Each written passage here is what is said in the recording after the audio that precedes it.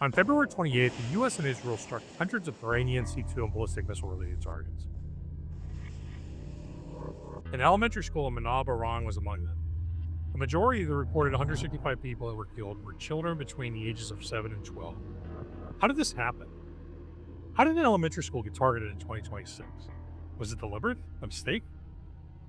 There's a lot of reporting on this event, and most of it is missing an important part of the story, the part that nobody outside a very small community of people actually understands. I'm one of those people, at least I was. And I'm going to tell you how this likely happened and what questions we should be asking.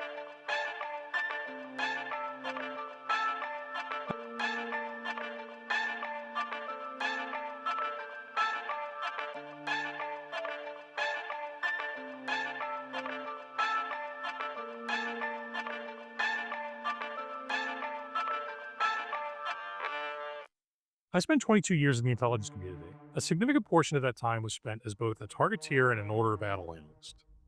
I worked with the systems and the processes I'm about to describe. I've sat at the desk where these decisions get made. I'm not speculating, I'm not excusing, I'm explaining. Many news stories are beginning to center upon outdated intelligence as a most likely cause for this incident. But what does that mean? To understand how this happened, you need to know something that almost nobody outside of a relatively small community knows. There's a single database that contains records for every military installation in the world. It's been around for decades, formerly known as the Modernized Integrated Database, or MIDB. Every installation, every facility, every organization, if it has a military significance, it has a record. And it's not just military targets. The same database contains what are called no-strike facilities. Schools, places of worship, hospitals, culturally significant buildings, these exist specifically to protect these civilian sites from being targeted. Here's where it gets complicated. There are hundreds of thousands of these records, and maintaining them falls to a relatively small community of analysts spread across what is called the Defense Intelligence Enterprise. The Defense Intelligence Agency, or DIA, is the functional manager for this database. The maintenance of its records fall to analysts within the DIA office. Also, geographic commands like CENTCOM and other organizations. Different organizations own different pieces of this, divided by category, function, and region. Every record has a verification cycle. High priority targets might get reviewed annually. Lower priority facilities, every 2 years or more. When an analyst reviews a record, they look at available intelligence, check some imagery, do some research, and verify the basics: location, function, status. If nothing new turns up, the record gets a new date stamp and moves to the back of the line. 90% of the time, there's nothing new to report. The record gets updated.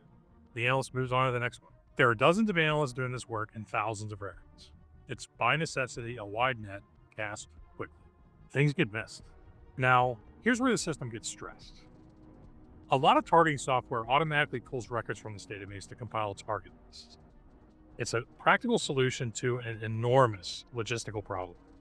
You have thousands of potential targets and a finite time to nominate and validate. The software pulls what's in the database. Planners work from what the software gives them. The assumption baked into that process is simple. If the record is active, it's correct. The target has already undergone an initial nomination and vetting process when the record was created and maintained. So that assumption is usually right until it isn't. When a contingency operation begins, when the planning shifts from peacetime maintenance of these records to active targeting, responsibility for part of that database typically transfers from DIA to the individual geographic companion, in this case, U.S. Central Command, or CENTCOM. The commands can update records more dynamically based on current operations. They're closer to the fight, and they move faster. Plus, they're the ones that would actually be putting iron on these targets. What nobody outside this system fully appreciates is that even though commands vet these targets against restricted and no-strike lists and conduct their own collateral damage assessments, the sheer volume makes genuine scrutiny difficult. Not impossible, difficult. There are a lot of targets and not enough helps. So, a facility that was, by all accounts, a legitimate military target, has an active record in the database, hasn't generated any new reporting suggesting a change in function to civilian use, that facility ends up on a target list without anyone asking a question that now seems obvious in hindsight. Is it still what we think it is?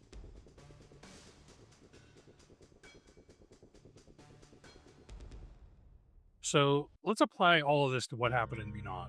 The Shajareh Tayyebeh school sits adjacent to the Saeed al-Shahada military complex, an Islamic Revolutionary Guard Corps naval facility, the IRGCN's OSINT Brigade headquarters complex. According to satellite imagery viewed by multiple news organizations, this area was physically part of that military compound at least as recently as 2013. Sometime between 2013 and 2016, it was walled off and reportedly converted to civilian use in an elementary school, as it turns out. For the analysts charged with updating these records, that conversion was likely seen, but was it understood? A new fence line was constructed, a new wall, walling it off from the other areas of that installation. No obvious change of use, the clues were there. Multiple news reports discussed chalk on the building walls. Difficult to see from overhead imagery assets that look straight down. The new wall was likely noted, suggesting a probable change in how the building was being used, but not 100% clear on what exactly. It's very rare for a military installation to have a change of use in one area. It's so drastic that it would warrant a change from an IRGCN Brigade headquarters related facility to a girls' elementary school. There's a lot of inertia to keeping it categorized as a military facility. There would need to be significant signs of a change of use. Were there? To those of us at home, it's obvious it's an elementary school. We forget that we only know that because of this terrible tragedy. It's much easier to identify clues that the building is an elementary school when you're told to look for clues that it's an elementary school. When you have news agencies reporting that it's a school, local news reporting the deaths, teams of open source researchers trying to determine when the change took place. Hours and hours of research and analysis done by hundreds of people. Much more than what would have gone into characterizing the facility and nominating and vetting the target in the first place. But even looking at the few Google Earth images between 2013 and 2025, it's hard to say what exact changes took place beyond an extension of a wall. This building is one of the larger and more reinforced structures on the compound. To my untrained eye, it doesn't scream elementary school. It looks just as military as the rest of the elements of the installation, if I rely solely on overhead imagery. And that's part of the problem. Here's what likely happened. The facility had an active database record associated with it being a military installation. When analysts reviewed that record, whenever that review last occurred, they looked at available intelligence reporting imagery. The reporting did not show anything that screamed elementary school. No obvious playground equipment, no reporting that indicated a specific change in function. There is nothing that triggered the deeper look that the analysts are now taking. And that's the part nobody's talking about. The intelligence analysts charged with this record spent most of their time on classified systems that don't reach the regular internet. As a result, they did a cursory review of open sources, probably provided by the new Mars application and not in Farsi, and they pressed. This is a dirty little secret that you guys see. The use of open sources is woefully inadequate. In this case, if they wanted to perform any kind of real open source research about the facility itself, the local Iranian news, or public reporting that might have indicated a change in function, they would have to go through extra steps to even access unclassified networks. And they're not even always at their desks. It's not impossible, but when you have a record that shows nothing new, no flags, no anomalies, why go through the hassle? Especially if you don't speak Farsi. The answer is you don't, because there are a few hundred more records behind it. Now, here's the critical part that supports what likely happened. The database contains no strike record. Schools are on that list. If someone had updated the facility record to reflect that it's now an elementary school, two things would have happened. One, it would have been flagged as a protected site. Two, because of its proximity to the military installation, planners would have been required to conduct an additional collateral damage estimate before targeting anything nearby. Neither of those things likely happened, because as far as the database was concerned, nothing changed. A TLAM, one of the most precise weapons in the American arsenal, hit exactly what it was aimed at. Look at the images, look at the videos. Just like the other buildings that were hit, the missile impacted dead center mass. The problem wasn't the weapon. The problem wasn't collateral damage. The problem was what it was aimed at. I mentioned before that I used to be part of this community. That's true. However, I no longer am, so I don't have access to a few things that would move my likely happened analysis to absolute. These are specifics regarding the event itself and new applications used by OB analysts within the past couple of years. A few questions immediately spring to mind when I learned that this is a tragedy, and they have everything to do with the details. Before I get into this, a clarification. I've been using two terms that might appear to be interchangeable. They're not. Installation and facility. These definitions may seem pedantic, but it's kind of telling in this case, especially if we're trying to determine if this walled-off area was considered its own separate facility. CIA guidance has long held that the goal is to minimize and consolidate the number of facilities at an installation. However, based on requirements, it's possible to maintain multiple facilities per installation. Is it possible that the school was identified, placed on a restricted target list, and then later deemed to be a legitimate target? Yes, it's possible. But it's more likely that it was targeted due to systemic issues within foundational military intelligence in the targeting process. There are specific questions that Congress and the media need to ask about these issues. Question 1.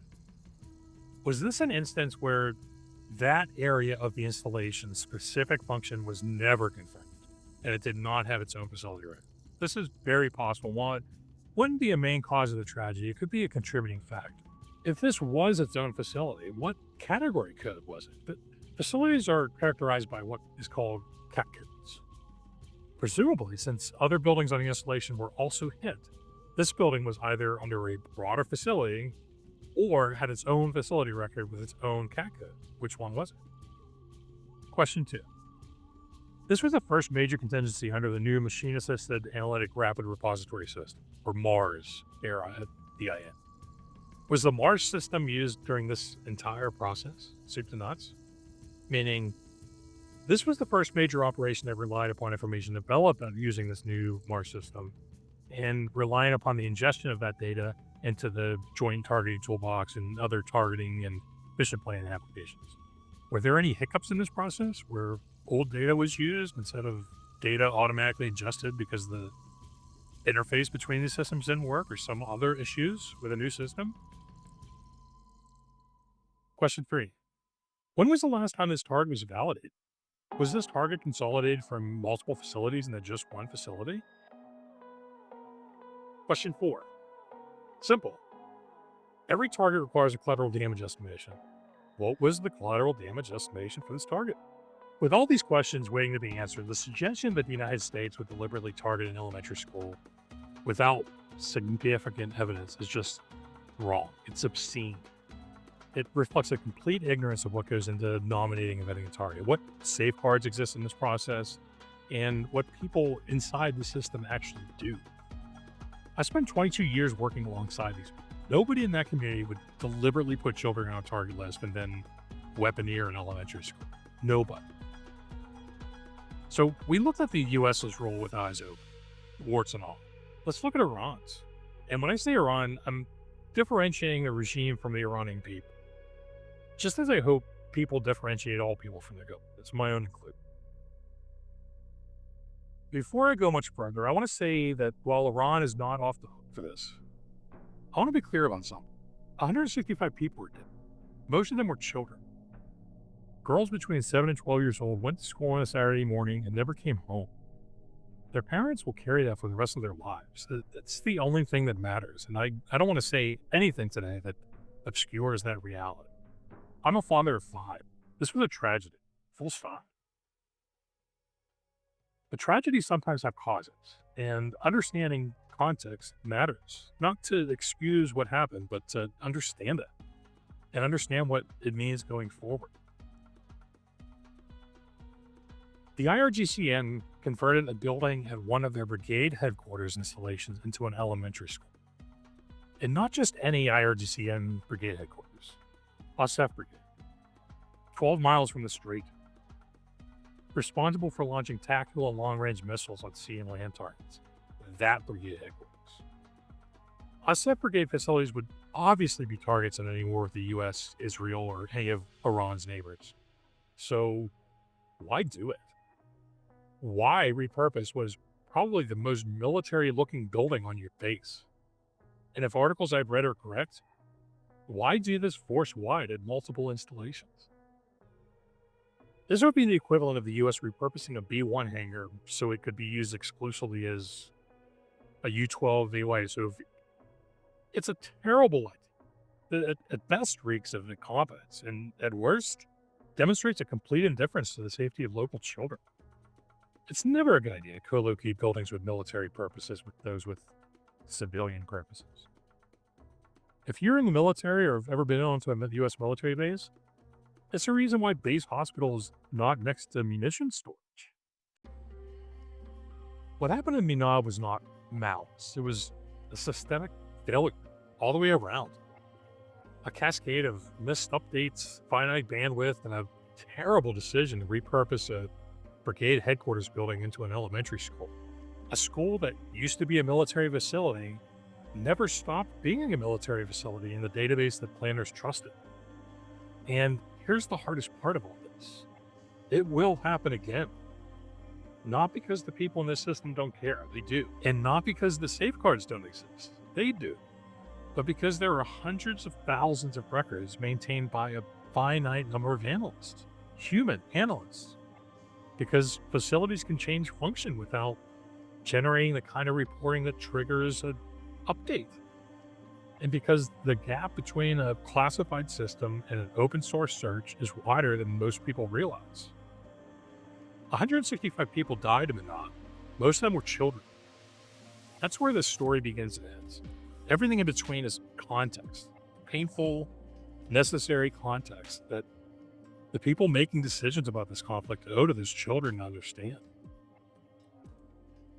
If you want to go deeper on any of this, the targeting process, the database, the Mars transition, let me know. There's more to say.